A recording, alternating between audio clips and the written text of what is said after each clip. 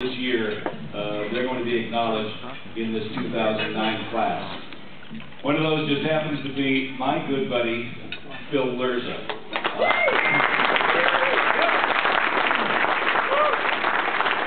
And for just a little bit of historical perspective on all this, the same year, I was thinking about this, the same year that Neil Armstrong walked on the moon, Phil walked into KFRC.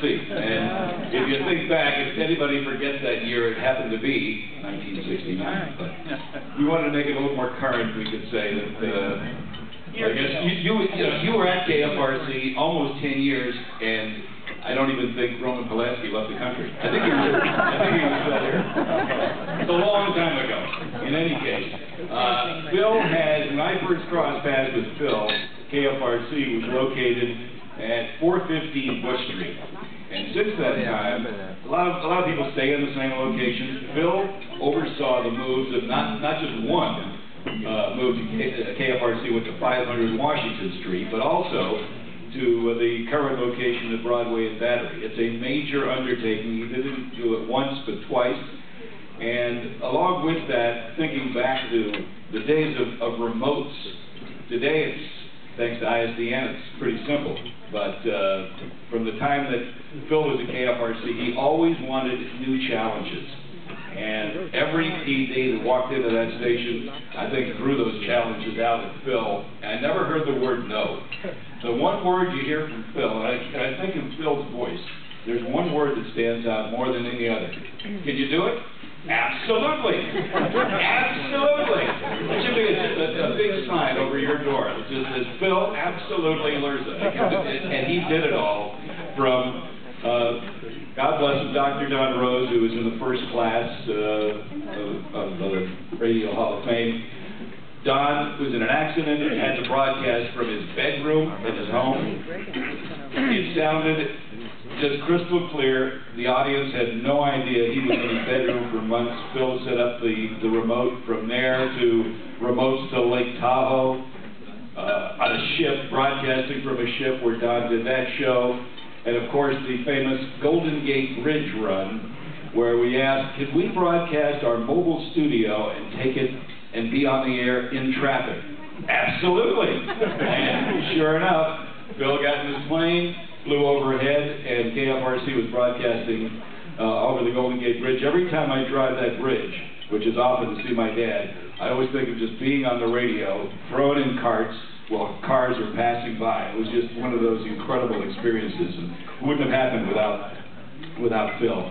But among all those things, I do want to share a story. I don't even know if you know this. I don't know if I even passed this along to you, but years ago, I was in an NAB convention in San Francisco at the Ritz-Carlton. We were hanging at the Ritz-Carlton for some event, and I'm waiting for a cab, and I hear someone call out my name, and I turn around, and it's Randy Michaels. Randy Michaels ran J-Corps, he ran Clear Channel. One of the things that Randy really does, more than anything else, he's an engineer. And as we decided to share a cab, and he said, I have to tell you, I love KFRC. It was one of my all-time favorite radio stations. You guys were great. You had a great programming.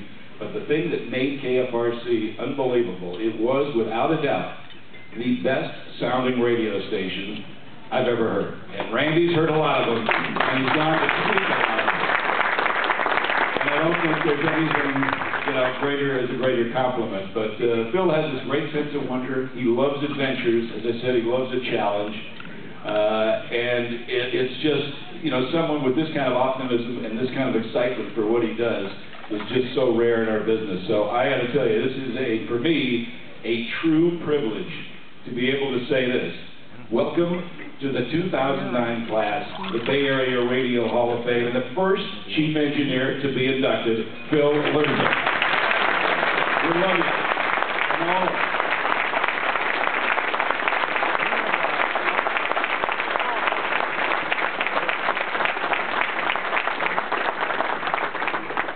There are so many of my engineering friends here today that came to see all of you and to see me as well, that if this microphone fails, we don't have a problem getting a text.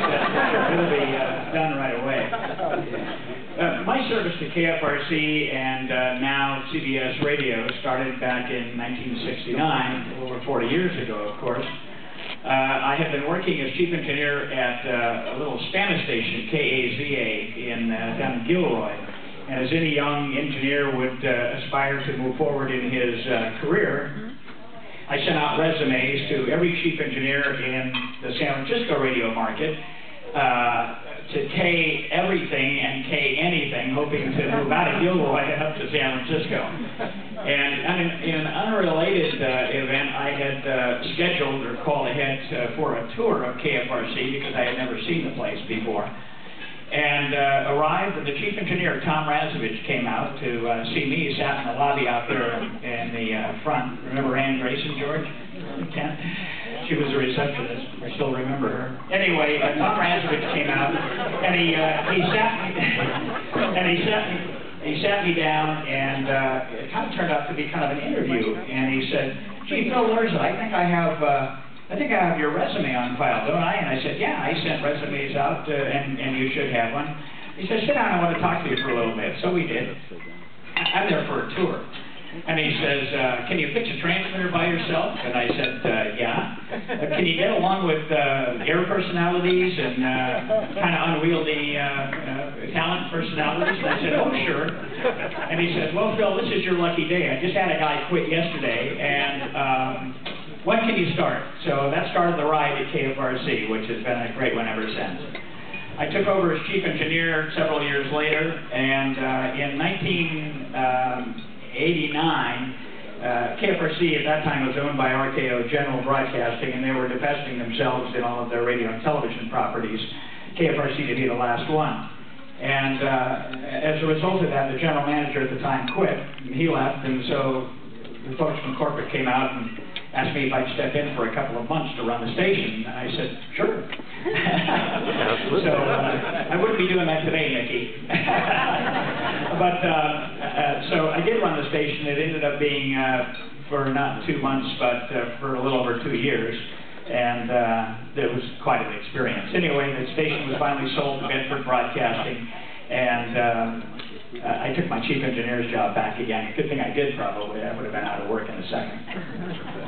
I'm one of these guys that loves to go to work every day still. I enjoy the challenge. The challenges are still there. We're dealing, like all the other broadcast stations, with a lot of digital signals and whatnot, with digital audio, HD radio and the like. And I just enjoy that challenge. I love the people that I work with. I always have. They've always been supportive of me and enjoy it. By the way, I meant to mention one thing. The moving of the station that Dave Sholin had mentioned, Kent and George helped me move the station right here. Raise your hands.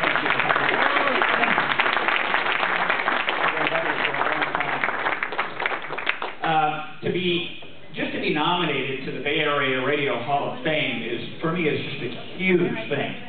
But to be chosen by your peers and selected to be inducted is just a tremendous honor. So to David Jackson and all of those involved in the induction process, to all of those who voted for me, I appreciate that, because without those votes I certainly wouldn't be standing up here. And finally to Mike Amatori, who once I was nominated, where are you, Mike?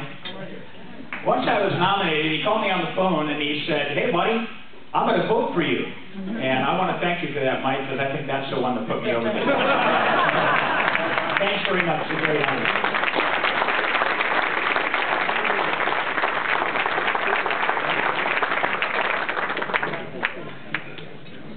Our next two presenters include someone who, from a